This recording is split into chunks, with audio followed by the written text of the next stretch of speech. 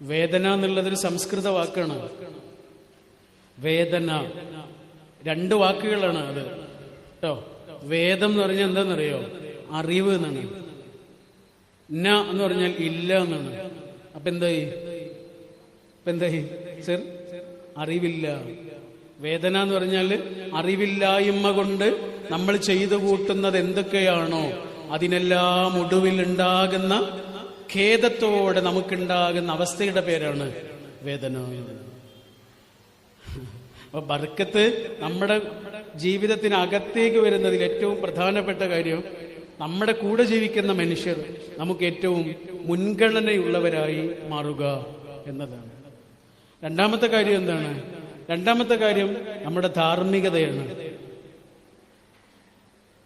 എവിടെയാണോ നമ്മുടെ ഉള്ളിലെ ഒരു സദാചാര ബോധത്തിന് പിഴവുകൾ വരുന്നത് അവിടെ നമ്മുടെ ജീവിതത്തിന്റെ സമാധാനം നഷ്ടപ്പെടും, എല്ലാ ബർക്കത്തും നഷ്ടപ്പെടും. എത്ര പൈസ നമ്മുടെ അക്കൗണ്ടിൽ ഉണ്ടായിട്ടും കാര്യം ഉണ്ടാവില്ല. നമ്മുടെ ജീവിതത്തിൽ സദാചാരനിഷ്ഠമായൊരു ജീവിതമല്ല ഉള്ളതെങ്കിൽ ജീവിതത്തിന് ബർക്കത്ത് ഉണ്ടാവില്ല. എത്ര ആളെ കാണിച്ചു തരണം, എത്ര ആളുകളെ കാണിച്ചു തരണം. ഇത് പുസ്തകത്തിൽ വായിച്ചിട്ടല്ല പറയണ, നമ്മൾ കണ്ട അനുഭവങ്ങളിൽ നിന്നാണ് പറയണത്. എവിടെയാണോ ഒരു മനുഷ്യന്റെ സദാചാരബോധം കുറഞ്ഞു പോകുന്നത് അയാളുടെ മനസ്സിലോ ജീവിതത്തിലോ സമാധാനം അയാൾക്ക് കിട്ടൂല. കാരണം ആ സമാധാനം തകർക്കുന്നൊരു കാര്യം അയാൾ ഓൾറെഡി അവിടെ ഉണ്ടാക്കി വെച്ചു. നേരത്തെ നമ്മൾ പറഞ്ഞില്ലേ, അസത്യം എന്നൊരു സാധനം ഇല്ല എന്ന് പറഞ്ഞില്ലേ? സത്യം വരുന്നത് വരെ ഉള്ളൂ. അത് അസത്യത്തിന് സത്യം വരുന്നത് വരെ മാത്രമേ ആയുസ്സുള്ളൂ. സദാചാരനിഷ്ഠമല്ലാത്തൊരു ജീവിതം നയിക്കുന്ന മനുഷ്യന് ഒരുപാട് കള്ളങ്ങളിലൂടെ ജീവിക്കേണ്ടി വരും. അതാണ് അതിന്റെ പ്രശ്നം. സത്യത്തെക്കുറിച്ച് പഠിച്ചോൻ പറഞ്ഞത് എന്താ പറഞ്ഞേ? പഠിച്ചോന്റെ പേരാണ് സത്യം, അല്ലേ? സത്യം ഉള്ളവനെന്നല്ല, കാരുണ്യമുള്ളവൻ എന്നാണ് പറഞ്ഞത്. റഹീം, റഹ്മാൻ എന്നൊക്കെ പറഞ്ഞാല് കാരുണ്യം ഉള്ളവൻ എന്നാണ്. അങ്ങനെയല്ല പഠിച്ചോൻ പറഞ്ഞു, സത്യം എന്നാണ് പറഞ്ഞത്. ഹക്ക്, സത്യമുള്ളവൻ എന്ന് അതിനൊരു അർത്ഥം ഉണ്ടോ എന്ന് എനിക്കറിയില്ല കേട്ടോ. പക്ഷെ ഹക്ക് എന്ന് പറഞ്ഞാൽ സത്യം എന്നൊരു അർത്ഥമുണ്ട്. അങ്ങനെ കുറെ പേരുകളുണ്ട് അള്ളാഹുവിന്. അദിൽ എന്ന് പറഞ്ഞിട്ടുണ്ട്, നീതി. നീതിമാൻ എന്നല്ല, നീതി. നൂർ, വെളിച്ചം. അതേപോലെയാണ് ഹക്ക്, സത്യം. എവിടെയാണ് ഒരു മനുഷ്യന്റെ ഉള്ളിലെ സത്യത്തിന് കോട്ടം വരുന്നത് അവിടെ അയാളുടെ ഉള്ളിലെ സമാധാനത്തിന് കോട്ടം വരും. കാരണം സമാധാനവും അസത്യവും ഒരുമിച്ച് ജീവിക്കൂല. അതുകൊണ്ടാണ് അസത്യം എവിടെയാണോ ഉള്ളത് അവിടുന്ന് സമാധാനം ഇങ്ങനെ പുറത്തേക്ക് ഇറങ്ങിപ്പോകും. സത്യമുള്ളിടത്തെ സമാധാനം ഉണ്ടാവും. നമ്മൾ സാധാരണ നമ്മുടെ ഈ ഹൈന്ദവ വീടുകളില്ലേ, പഴയ വീടുകൾ, ആ വീടുകൾക്ക് അവര് പറയണ ഒരു പേരുണ്ട്. വീട് എന്നല്ല പറയാം, ഇല്ലം എന്ന് പറയില്ല, ഇല്ലം. അതേപോലെ അവര് വിളിക്കുന്നൊരു പേരുണ്ട്, മന എന്ന് വിളിക്കും അല്ലെ? മനക്കൽ എന്നൊക്കെ പറയില്ല. മന എന്നുള്ളത് നേരത്തെ പറഞ്ഞ പോലെ ഒരു സംസ്കൃത വാക്കാണ്. മന എന്ന് പറഞ്ഞാൽ 2 അക്ഷരങ്ങളല്ല, 2 വാക്കുകളാണ്. ഭയങ്കര രസമുള്ളൊരു വാക്കാണ് മന. 2 വാക്കുകളാണ് മന. മാ ന. മാ എന്ന് പറഞ്ഞാൽ ഞാൻ എന്നാണ്, ഞാൻ. ന എന്ന് പറഞ്ഞാൽ ഇല്ല. അപ്പൊ എന്തായി? ഞാൻ ഇല്ല. വീടിന് പറയുന്ന പേരാണ് കേട്ടോ അത്. വീടിന് പറയുന്ന പേരാണ്. ഇപ്പൊ എന്റെ വീടുണ്ട്, മഞ്ചേരി എനിക്കൊരു വീടുണ്ട്. ആ വീടിന് സംസ്കൃതത്തില് വിളിക്കുന്നൊരു പേരെന്താണ്? മന എന്ന് പറഞ്ഞാൽ ഞാനില്ല, ഞാനില്ല. പാടൂലുള്ള നിങ്ങളാ വീടില്ലേ, അതിനെ വിളിക്കാവുന്നൊരു പേരെന്താണ്? മന, ഞാൻ ഇല്ല. പിന്നെയോ ഞങ്ങളേ ഉള്ളൂ. അതാണ് ഞാനില്ല, നമ്മളേ ഉള്ളൂ. എനിക്ക് മാത്രമായിട്ടൊരു ജീവിതമാണെങ്കിൽ അത് ഹോസ്റ്റലിലാണ്, വീട്ടിലല്ല. എനിക്ക് മാത്രമായിട്ടുള്ള സ്വപ്നങ്ങളും കിനാവുകളുമാണ് എൻ്റെ ഉള്ളിൽ നിറയുന്നതെങ്കിൽ എനിക്കൊരു ഹോസ്റ്റലിൽ ജീവിക്കാൻ കൊള്ളുന്ന ഒരാളാണ് ഞാൻ. ഒരു കുടുംബത്തിൽ ജീവിക്കാൻ കൊള്ളുന്ന ഒരാളല്ല. ഒരു കുടുംബത്തിൽ ജീവിക്കുന്ന ഒരാളായി ഞാൻ മാറുന്നത് എപ്പോഴാ? എനിക്ക് മാത്രമായിട്ട് ഞാൻ ചിന്തിക്കുമ്പോഴല്ല, എൻ്റെ കൂടെയുള്ള ഓരോ മനുഷ്യന് വേണ്ടിയിട്ടും ഞാൻ ചിന്തിക്കുമ്പോഴാണ്. ഫുട്ബോൾ കളിക്കുമ്പോൾ 7 ആളല്ലേ കളിക്കുക, 7സിൽ. ഒരാൾ ഗോളിയായിരിക്കും, ബാക്കി 6 ആളുകളാണ് ഗ്രൗണ്ടിലുള്ളത്. ഒരാളുടെ കയ്യിൽ പന്ത് കിട്ടും, അയാൾ രണ്ടാമത്തെ ആൾക്ക് കൊടുക്കും, അയാൾ മൂന്നാമത്തെ ആൾക്ക് കൊടുക്കും, നാലാമത്തെ ആള് അഞ്ചാമത്തെ ആളും കഴിഞ്ഞ് ആറാമത്തെ ആളുടെ കയ്യിൽ പന്ത് കിട്ടിയിട്ട് അയാളായിരിക്കും ഗോളടിച്ചിട്ടുണ്ടാവുക. അല്ലേ? ജയിച്ചതാരാ?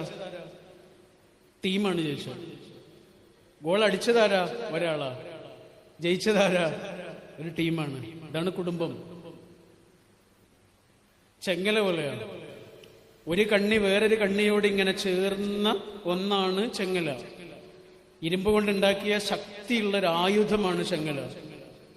പക്ഷെ അതിൽ ഒരു കണ്ണി കേട് വന്നാൽ മതി, ചെങ്ങലയുടെ എല്ലാ ശക്തിയും ഇല്ലാതാവും. ആവൂലേ?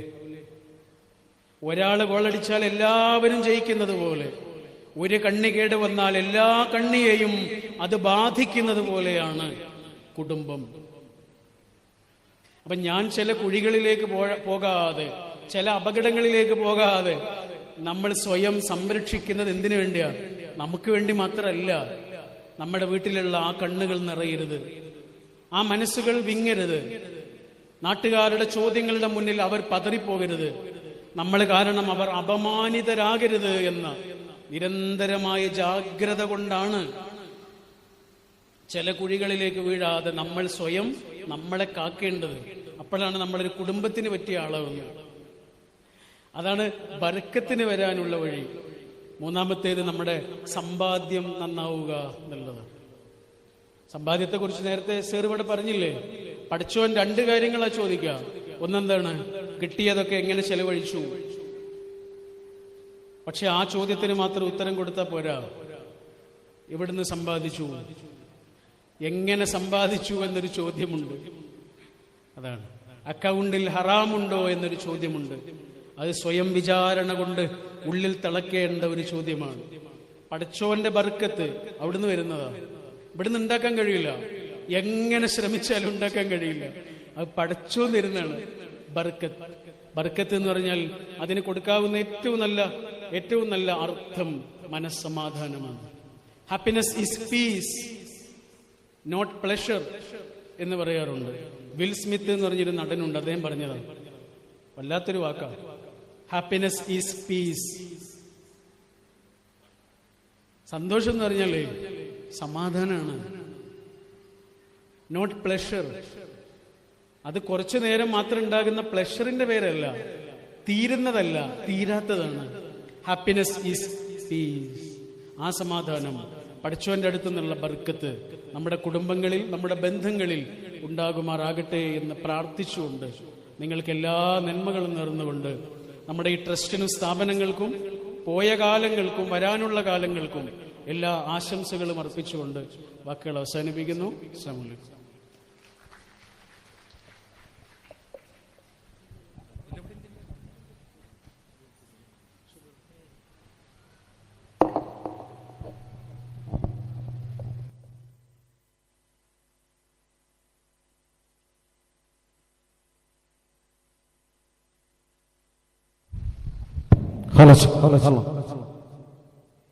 ഈ ലോകത്ത് വെളിച്ചവും സത്യവും മാത്രമാണുള്ളത്. കാരുണ്യമെന്നാൽ മനുഷ്യന്റെ മനസ്സ് വലുതാകലാണ്.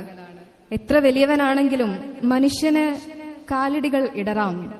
സമാധാനമായി ഉറങ്ങാനും ഉണരാനും നമുക്ക് കഴിയുന്നുണ്ടെങ്കിൽ അതാണ് മനുഷ്യന് ലഭിക്കുന്ന ഏറ്റവും വലിയ ബർക്കത്ത്. സദാചാരം നിലനിർത്താത്ത മനുഷ്യന് ഒരുപാട് കള്ളങ്ങളിലൂടെ കടന്നു പോകേണ്ടി വരുന്നു. നന്മ നിറഞ്ഞ വാക്കുകളിലൂടെ സദസ്സിനെ മുഴുവൻ കയ്യിലെടുത്ത പ്രശസ്ത മോട്ടിവേഷൻ സ്പീക്കർ, ഏവർക്കും പ്രിയങ്കരനായ PMA ഗഫൂർ സാഹിബിന് പാടൂരിന്റെ ഹൃദയം നിറഞ്ഞ അഗൈധവമായ നന്ദി രേഖപ്പെടുത്തുന്നു.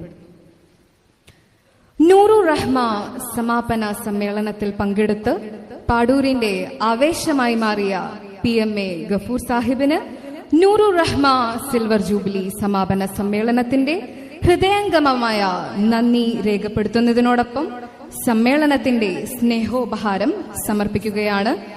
ഉപഹാരം സ്വീകരിക്കുന്നതിനായി കൈരളിയുടെ സ്നേഹശബ്ദം PMA ഗഫൂർ സാഹിബിനെ വിനയപൂർവ്വം ക്ഷണിക്കുന്നു. ഈ സ്നേഹ ഉപഹാരം സമർപ്പിക്കുന്നതിനായി ഒരിക്കൽ കൂടി നമ്മുടെ ട്രസ്റ്റ് ചെയർമാൻ അബ്ദുൽ വാഹിദ് സാഹിബിനെ ഏറെ ബഹുമാനപൂർവ്വം ക്ഷണിക്കുന്നു. ഒരു കാര്യം കൂടി പറയട്ടെ. ജമാഅത്തെ ഇസ്ലാമി എന്ന പ്രസ്ഥാനവുമായി ബന്ധമുള്ള ഒരാൾ പോലും ഇല്ലാത്ത ഒരു ഗ്രാമത്തിലായിരുന്നു നമ്മുടെ ജനനം. ആദ്യമായി ജമാഅത്തെ ഇസ്ലാമിയുടെ ഒരു പ്രവർത്തകനായിട്ട് ഒരാളെ പരിചയപ്പെടുന്നത് 10ാം ക്ലാസ്സിലെ പഠിക്കുന്ന സമയത്ത് ട്യൂഷൻ ക്ലാസ്സിലുള്ള ഒരാളായിരുന്നു. അപ്പോൾ ഒരു ദിവസം ഞങ്ങൾ ബസ് ഇറങ്ങിയിട്ട് ഇങ്ങനെ ക്ലാസ്സിലേക്ക് വരുന്ന സമയത്ത് വാണിയമ്പലം എന്ന് പറഞ്ഞൊരു സ്ഥലമുണ്ട്, അവിടെ ഇരുന്നു സ്കൂള്. അപ്പോൾ ഞങ്ങളിങ്ങനെ ട്യൂഷൻ സെന്ററിലേക്ക് ബസ് ഇറങ്ങി വരുമ്പോൾ ഇവൻ എന്നോട് പറഞ്ഞു, ഷുക്കൂർ എന്നായിരുന്നു അവൻ്റെ പേര്. ഇവൻ എന്നോട് പറഞ്ഞു ഞാൻ ഇപ്പം വരാമെന്ന് പറഞ്ഞിട്ട് അവനൊരു കടയിലേക്ക് പോയിട്ട് തിരിച്ചു വന്നു. അപ്പം ഞാൻ ചോദിച്ചു അതെന്ത്, അവിടെ പോയത് എന്തെന്ന്. അപ്പം എന്നോട് പറഞ്ഞു അവിടെ 1 രൂപ ഇന്നലെ കൊടുക്കാനുണ്ടായിരുന്നു എന്ന് പറഞ്ഞു. അവന് കൊടുക്കാനുള്ള 1 രൂപ അവിടെ കൊടുത്തതിന് ശേഷമാണ് പിന്നെ ഞങ്ങളുടെ യാത്ര തുടർന്ന്. ഇന്നലെ അവൻ്റെ കയ്യിൽ എന്തോ ഇല്ലാത്തത് കൊണ്ട് കടം പറഞ്ഞു പോയതാണ്. എനിക്ക് പരിചയമില്ലാത്തൊരു സ്വഭാവമായിരുന്നു അത്. നമ്മുടെ കാഴ്ചയിൽ പൊതുവെ കണ്ട് പരിചിതമല്ലാത്തൊരു സ്വഭാവം ആദ്യമായി ഒരു കൂട്ടുകാരൻ്റെ ജീവിതത്തിൽ കാണുകയാണ് ചെയ്യുന്നത്. ക്ലാസ് കഴിഞ്ഞ് പിന്നെ ജീവിതത്തിൽ അവനെ കണ്ടിട്ടേ ഇല്ല, ഇപ്പോഴും കണ്ടിട്ടില്ല. പക്ഷെ ജമാഅത്തെ ഇസ്ലാമി എന്ന് പറഞ്ഞാൽ ആദ്യം എൻ്റെ മനസ്സിലേക്ക് അബ്ദുൽ ഷുക്കൂർ എന്ന എൻ്റെ ആ കൂട്ടുകാരൻ ആ 1 രൂപയുടെ നാണയവുമായി ഇങ്ങനെ മനസ്സിലേക്ക് കയറി വരും. ജമാഅത്തെ ഇസ്ലാമി വലിയ വലിയ പുസ്തകങ്ങളൊക്കെ പ്രസ്ഥാനത്തെക്കുറിച്ച് പഠിക്കാൻ പുറത്തിറക്കിയിട്ടുണ്ടാവും. അതൊന്നും ഞാൻ വായിച്ചിട്ടില്ല. പക്ഷെ ഏതൊരു പ്രസ്ഥാനത്തിനും സമൂഹത്തിന് നൽകാവുന്നത് വലിയ വലിയ ഗ്രന്ഥങ്ങളെക്കാളും വലിയ വലിയ പ്രഭാഷണങ്ങളെക്കാളും ഇങ്ങനെയുള്ള ചില മനുഷ്യന്മാരെയാണ്. അങ്ങനെ ഒരു മനുഷ്യനെ ഞാൻ കണ്ടത് ഈ പാടൂരാണ്. അതുകൊണ്ടാണ് പാടൂര് ഈ ഒരു പ്രോഗ്രാമിൽ പങ്കെടുക്കാൻ ഒരു കാരണമുണ്ട്. നമ്മൾ പൊതുവെ കുറേ മനുഷ്യന്മാരുടെ ജീവിതത്തിൽ കാണുമല്ലോ. എല്ലാവരും നമ്മൾ കൃഷ്ണമണി കൊണ്ടാ കാണുക. ചില ആൾക്കാർ നമ്മുടെ കൃഷ്ണമണിയുടെ അപ്പുറത്ത് പതിയും. നമ്മൾ ഈ എടുക്കുന്ന എല്ലാ ഫോട്ടോസും സേവ് ചെയ്യില്ലല്ലോ. സേവ് ചെയ്യുന്ന എല്ലാ ഫോട്ടോയും നമ്മൾ ഫേവറേറ്റ് ലിസ്റ്റിൽ ഇടില്ല. കാരണം എപ്പോഴും എടുത്ത് നോക്കാനുള്ളതാണ്. അത് കുറച്ച് ഫോട്ടോ ഉണ്ടാവുള്ളൂ.